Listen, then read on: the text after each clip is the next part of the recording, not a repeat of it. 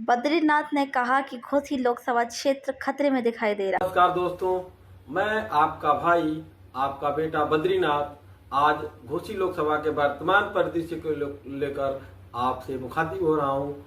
आपको बताऊं दोस्तों, एक बार फिर से हमारा लोकसभा क्षेत्र खतरे में जाता हुआ दिखाई पड़ रहा है। यहाँ के मुद्दों को मारा जा रहा है। जातिगत समीकरणों को सेट कर राजनीतिक दलों ने बाहरी और निरंकुश तत्वों को एक बार फिर से हमारे लोकसभा क्षेत्र में अपना प्रत्याशी बनाकर भेजा है। आज हमारे यादव और मुसलमान भाई जो कि सांसद बनने के हकदार थे, उनका हक लेकर किसी राजनीतिक व्यापारी को मैदान में उतार दिया गया है। और इसके पहले जो पार्टी थी बहुजन समाज पार्टी, वो उस पर लोगों की उम्मीदें टिकी हुई थी। उन्होंने एक ऐसे निरंकुश व्यक्ति को आज मैदान में भेज कर साबित कर दिया है कि उनका भी रवैया वही है, जिन्होंने 5 साल अपने पार्टी के कार्यकर्ताओं तक की अनदेखी की और क्षेत्र के राजनीतिक व्यवस्था में, क्षेत्र के विकास में कोई भी भूमिका नहीं निभाई। उस व्यक्ति को उन्होंने आज फिर से एक बार चुनावी मैदान में भेज दिया है। डायरेक्ट टिकट लेकर 3 दिन पहले पार्टी ज्वाइन किए और डायरेक्ट टिकट लेकर हमारा वोट लेने चले आए। और सर्वप्रथम जिस गठबंधन, एनडीए गठबंधन से जो प्रत्याशी आए हैं, उन्होंने डायरेक्ट टिकट लेकर हमारे लोकसभा में एंट्री किया है। क्या इनके कुछ दायित्व तो नहीं है?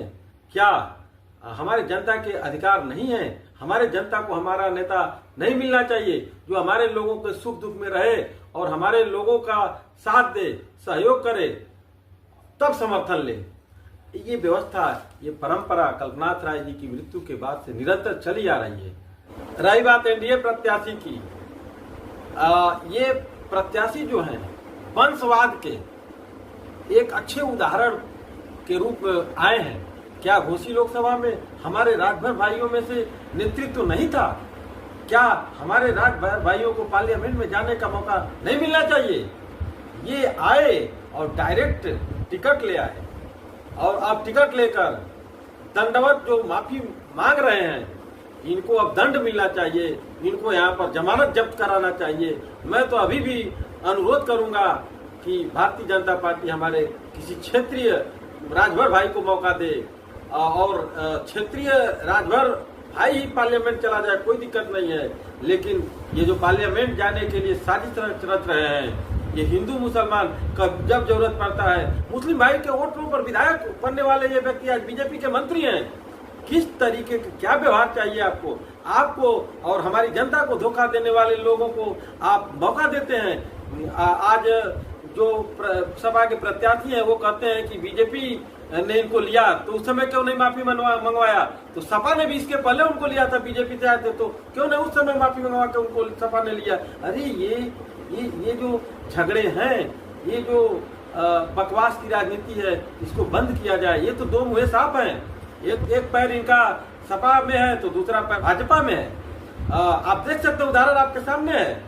अभी मौत पर सियासत कर रहे थे, ये दो मुँह साफ। एक हिंदू भाइयों को अट्रैक्ट करने वाला बयान दे रहे थे, तो दूसरे इनके पिताश्री मुसलमान भाइयों को बरगलाने का बयान दे रहे थे। ये दोनों जो साजिश रचकर हिंदू और मुसलमान भाइयों का वोट लूटना चाहते हैं। इस बार घोसी लोकसभा की जनता, हिंदू और मुस्लिम भाई इनके बहकावे में नहीं आने वाले हैं। अब हिंदू मुस्लिम साथ चलेगा, घोसी लोकसभा का इतिहास बदलेगा। ऐसे लोगों को बाहर किया जाएगा और क्षेत्रीय मुद्दों पर आधारित क्षेत्रीय सांसद बनाया जाएगा। अखिलेश भैया की बात करें तो वो अपने भाई को आजमगढ़ सांसद बनने के लिए भेज देते हैं, लेकिन हमारे घोसी लोकसभा के यादव भाई और मुसलमान भाई को सांसद में जाने नहीं देते हैं। और ईमानदारी से हमारे यादव और मुसलमान भाई उनकी पार्टी को वोट देते हैं और उनका हिस्सा बाहरी और राजनीतिक व्यापारी को सौंप दिया जाता है, जो डायरेक्ट चुनाव में राजनीतिक समीकरण भिड़ाकर यहाँ पर राजनीतिक जुगलबंदी करके हमारे लोगों को फिर से बरगलाने के लिए आप पहुंचे हैं। रही बात उनके कार्यों की, 2012 से लेकर 2017 तक उत्तर प्रदेश में समाजवादी पार्टी की सरकार थी। इस दरमियान 2014 में जब ये चुनाव लड़े थे, जब सरकार थी, तो वो तीसरे नंबर पर रहे। आज वो जीत का दावा कर रहे हैं, लोगों को बेवकूफ बनाने की कोशिश कर रहे हैं। यहाँ पर तो कोई दंडवत बैठ रहा है तो वो मुद्दा बनाया जा रहा है। ये सास बहू के झगड़ों में दिखाकर हमारे लोकसभा के मूल मुद्दों से ध्यान भटकाने की कोशिश फिर से की जा रही है। हमारे लोकसभा के चीनी मिलें बदहाल हैं, हमारे लोकसभा की काटन मिलें बदहाल हैं, हमारे लोकसभा के सिल्क कारोबार पर गहरा धक्का पहुंचा है। कल्पनाथ राय जी के द्वारा बनाई गई विरासत को विनाश के कगार पे खड़ा कर दिया गया है। वर्ल्ड क्लास सड़कों वाला जिला थर्ड क्लास सड़कों में तब्दील हो गया है। समाजवादी पार्टी ने घोसी उपचुनाव में बाहरी भगाओ का नारा देकर विधानसभा का चुनाव जीत लिया और आज वही पार्टी एक बार फिर से बाहरी बुलाओ और भव्य स्वागत कराओ मुहिम चला रही है। ये कब तक होगा? क्यों नहीं हम लोग नींद से जागते हैं? हमें ये जिम्मेदारी लेनी पड़ेगी। हम लोगों को इस जिम्मेदारी को लेकर इन सभी लोगों के साथ लड़ना पड़ेगा। ये सभी लोग हमारी भूमि को अपनी राजनीतिक शरण स्थली समझते हैं, चुनाव में राजनीतिक पिकनिक मनाने आते हैं, फिर चुनाव बीत जाने के बाद कोई इनका हमारे लोगों से सरोकार नहीं रहता है। अगर एक बार आकर किसी ने कंबल दे दिया, 2 लोगों को बुलाकर किराया दे दिया, तो 20 जगह बताते हैं। यही घोसी नवनिर्माण मंच हर जगह हर समय जैसी व्यवस्था होती है उसके लिए तत्पर रहता है। कितने स्वास्थ्य कैंप हमारे लोगों ने लगाया। कोरोना में दिल्ली में फंसे हुए लोगों को हम लोगों ने पास से अपने क्षेत्र में भेजा। अपने क्षेत्र के लोगों की पीड़ाएं कितनी हैं। 2012 से 2017 तक सरकार में रही समाजवादी पार्टी से जो सांसद प्रत्याशी थे, उन्होंने उस समय क्यों नहीं काम किया? एक भी काम नहीं किया गया उनके द्वारा। फिर 2019 में सपा और बसपा ने गठबंधन करके फिर से एक ऐसे प्रत्याशी को उतार दिया, उसकी वजह से 5 साल बर्बाद हो गया।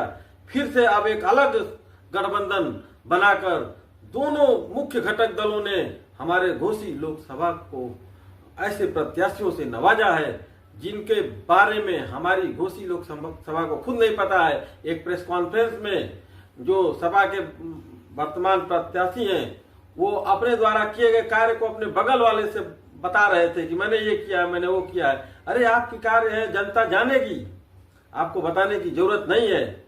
आपने समय नहीं दिया है और सीधे वोट लेने के लिए हमारे लोगों के बीच फिर से आए हैं। फिर से आप लोग हमारे घोसी लोकसभा को 5 साल की गुमनामी में धकेलना चाहते हैं।